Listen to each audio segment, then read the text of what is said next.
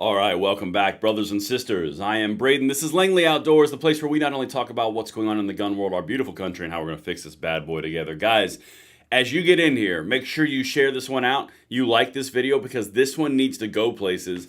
The DOJ just asked the SCOTUS in a amicus brief with NAGR to take on carry bans and all the onerous restrictions they put forward through their Bruin response bills. Guys, this is a really big deal. Everything I've got for you is going to be linked in the description box below. As we get in here, make sure the audio and video is good. 5x5, excellent, looks like it is. And guys, again, please subscribe to the channel because YouTube's doing that thing that they do, and hit that share button because this right here, guys, is phenomenal. Again, this is another instance of how many itty-bitty steps in the right direction does it take until we are walking in the right direction. I'm about to show you some players. I'm about to show you the amicus brief. I'm going to show you some NAGR. You guys are going to love this. Send this one out. Okay, let's get into this real quick because you guys are going to love every second of it. Jump over on my profile on X, at Braden LOA, where you can find all of this and the occasional making fun of these guys, because who doesn't? All right, let's get into this. So this is what happened today. This is over a span of 3 hours to give you some context. And I'll do recaps as we go through because a lot of you guys are just now getting in here. This is Hannah Hill. She's affiliated with NAGR. We just filed an amicus brief asking the Supreme Court to grant cert to Wolford v. Lopez, which challenges Hawaii's law, essentially banning concealed carry on property open to the public. Now that's one of the things that it's just been a pain in our, candidly, our butts for a while, because the Bruin response bill said, sure, you can force us to give you a concealed carry, but you can't carry it here, you can't carry it there, you can't carry it while you're eating green eggs and ham, you can't have it on a train. They basically did the green eggs and ham approach, okay? Can't have it on a train, can't cross on a road, can't be under a lamp, can't be raining, can't have a cat, that kind of stuff. So the whole point was, yeah, sure, we gave you your license, but you can't use it anywhere, so haha, okay? Now, that's the entire thing. Here's the actual amicus brief right here. Again, everything is linked for your review. I bring receipts on everything that I have. But now, let me show you exactly what just happened a couple hours later. Hannah Hill again. Now, this is an amicus brief I did not expect to see in this case. The United States has a substantial interest in the preservation of the right to keep and bear arms and in the proper interpretation of the Second Amendment. This is the amicus brief the DOJ just put forward. Let me show you this in a larger frame. John Sawyer and Harmeet Dillon. If that name sounds familiar, Harmeet Dillon is now in the White House underneath the DOJ, and there's another guy I'm going to show you in a second. But now the SCOTUS is saying, let me phrase it again. Actually, not the SCOTUS, I'm sorry. The DOJ is asking the SCOTUS to say this. The United States has a substantial interest in the preservation of the right to keep and bear arms and the proper interpretation of the Second Amendment. Do you guys remember in the Biden administration, anytime that there was a lawsuit against the ATF's overreach, the DOJ through Merrick Garland always came in and then stepped in and said the U.S. government is going to basically argue this going forward? Remember all that? They did it every single time. Well, now, shoes on the other foot, and our DOJ is doing it to them and their gun control, in this case in Hawaii. Okay? Let me show you something else, because you're going to see some players in a second, and this is really important to know all of it. Again, from Hannah's subset or segment of this. Dang, this is amazing to read from the DOJ. All right? Bear with me. If you're just now getting in here, the DOJ has just thrown an amicus brief in a lawsuit asking the Supreme Court to take up concealed carry bans through different rules, like sensitive places. Okay? That decision warrants this court's review. Hawaii's novel default rule defies, indeed effectively nullifies, the, quote, general right to publicly carry arms that Bruin recognized. So out the gate, they're saying that this is flying right in the face of the Bruin decision. Right, the Department of Justice, okay? Someone carrying a firearm for self-defense cannot run errands without fear of criminal sanction. In practice, only those who aimlessly wander the streets may exercise their right to bear arms. Yep, that is no accident. The structure and operation of Hawaii's law reveal that the law serves no legitimate purpose and instead seeks only to inhibit the exercise of the right to keep and bear arms. No accident, no purpose, only there to inhibit the right and to keep and bear arms.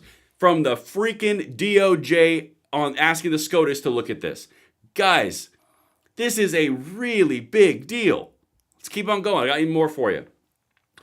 Hawaii's default rule applies only to firearms, not to anything else that a person might bring with them into the privately owned areas that is open to the public. The rule also requires owners who want to allow guns on their premises to satisfy a special standard of clarity does not apply when they consent to other conduct, special application to a right. And the rule contains exemptions, including for off-duty police officers, retired police officers, and state employees going to and from work. That would make no sense if Hawaii were trying to protect private property rights. Those exemptions only make sense if Hawaii were trying to limit arms bearing to select favored groups and to exclude everyone else. Guys, this is exactly what we've been saying for a while. They put in these little exemptions for all their little special people, but they don't do it for the public. It's all of our rights, but they tell us we can't have them, but specific people can. In the DOJ's brief right here, it literally says it's not an accident. It is seeking to inhibit the exercise of the Second Amendment right to keep and bear arms, and it nullifies the Braden decision. Guys, this is a big deal. All right, let's get this. Oh, here we go. There's another thing from Hannah Hill. I want to see this real quick. I really appreciate the nationwide perspective in this brief. Quote, 5 states embracing more than a fifth of the nation's population have already adopted that type of Braden nullifying rule, and the decision below invites other jurisdictions in the nation's largest circuit to do likewise. Yes, this is awesome. All right, let's get over here, because this, I want to show you something, and this is where it all ties together with something that we've been covering since January. If you guys are just now getting in here, and it looks like a couple of you are, make sure you guys are sharing this out. You're sending this everywhere because this is a really big deal. The DOJ just filed a amicus brief asking the SCOTUS to take up, effectively, the sensitive places rules of Hawaii around carry bans where you can and can't carry them, which is going to have ramifications nationwide. If this thing gets picked up and gets cited to support the Braden decision, guys, you're talking about a sea change. I mean, like, the Braden response bills they put forward will be gone, nullified, toast. This is a big one, and the DOJ is pushing it. Really big news. But anyway, let me get back to something that I showed you back in January. Do you guys remember, and let me know in the chat over here or in the comments down below, do you guys remember when I said we have gun allies that are going from national gun rights groups directly into the White House as legal counsel? And then we also have other people who are going under the DOJ as like assistant AG. If you guys remember all those things, now would be a time to put it down in the comments, because this is what we were talking about right here. This is Hannah again, also remembering very fondly the names that were on National Gun Rights Brief in Braden. Super proud of Dave and Harmeet Dillon and everything they're doing for our country. Let me show you this right here. This is really important that you need to know this stuff. Right here, this is what she's talking about with NAGR. David Warrington, yeah, he's in the White House now as Trump's legal counsel. Harmeet K. Dillon, yeah, she ran the Dillon Law Group, which did all NAGR's lawsuits. Guys, the stuff that we cover on this channel is really important to know, and that's why we covered it back in January when they were first being put in place. This was the potential outcome. We have maybe 3 more years of more of this. Again, I just want to highlight how many baby steps until you're starting to walk. I'm just saying. Right over here, let me show you this. This is from Hawaii Firearm Coalition. I'm going to give you a high level from their perspective.